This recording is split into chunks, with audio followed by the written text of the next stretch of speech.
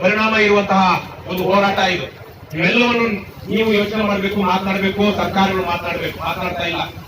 ಹಾಗಾಗಿ ಈ ನಿಟ್ಟಿನಲ್ಲಿ ನನಗೆ ಗೊತ್ತಿಲ್ಲ, ನಾನು ಸಾಧ್ಯ ಆದ್ರೆ ನನ್ನ ಟ್ವಿಟರ್ ಅಕೌಂಟ್ ಇಂದ ಒಂದು ಇವತ್ತು ಹಾಕ್ತೀನಿ, ನನಗೆ ಟೊಯೋಟಾದವ್ರಿಗೆ ಅವರೇ ಮೇನ್ ಹ್ಯಾಂಡ್ಲಿಗೆ ಹಾಕ್ತೀನಿ. ನಿಮ್ಮಲ್ಲಿ ಇಷ್ಟು ದಿವಸ ಬೆವರು ಸುರಿಸಿದಂತವರು 4,000 ಜನ, ಇಲ್ಲಿ 3,000-4,000 ಜನ ಧರಣಿ ಕೂತಿದ್ದಾರೆ. ಹಠ ತೋರಿಸಬೇಡಿ.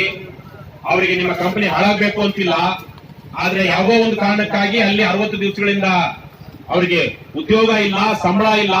ಅದೇ ತಾರೀಕಿಗೆ ನಿಮ್ಮಲ್ಲೂ 100% ಪ್ರೊಡಕ್ಷನ್ ಇರಬೇಕಾದ ಸಂದರ್ಭದಲ್ಲಿ 10-20% ಪ್ರೊಡಕ್ಷನ್ ಇದೆ.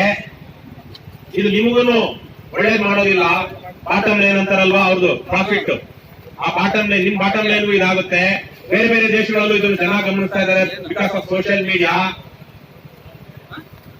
ಸೊ ಹಾಗಾಗಿ ನೀವು ಎಚ್ಚರವಾಗಿ ಅಂತೇಳಿ ನಾನು ಅವ್ರಿಗೆ ಹಾಕ್ತೀನಿ.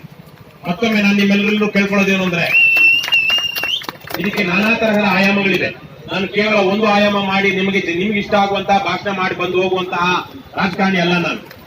ನಾನು ಯಾರೇ ಆಗಲಿ ಅದ್ರದ್ದು ಎಲ್ಲಾ ಕಡೆ ನಾನು ನೋಡ್ಬೇಕಾಗಿರುವಂತ ಒಬ್ಬ ಜವಾಬ್ದಾರಿಯುತ ರಾಜಕಾರಣಿ ಆಗ್ಬೇಕು. ನಾನು ರಾಜಕಾರಣ ಅನ್ನೋದು ಪವಿತ್ರ, ಬಹಳ ಜವಾಬ್ದಾರಿಯುತವಾದ ಕೆಲಸ ಅಂತ ಭಾವಿಸ್ಕೊಂಡಿರೋ ನಾನು ಒಂದು ಕಡೆಯಿಂದ ಮಾತ್ರ ನೋಡಿ ಹೋಗೋದಿಕ್ಕಾಗೋದಿಲ್ಲ.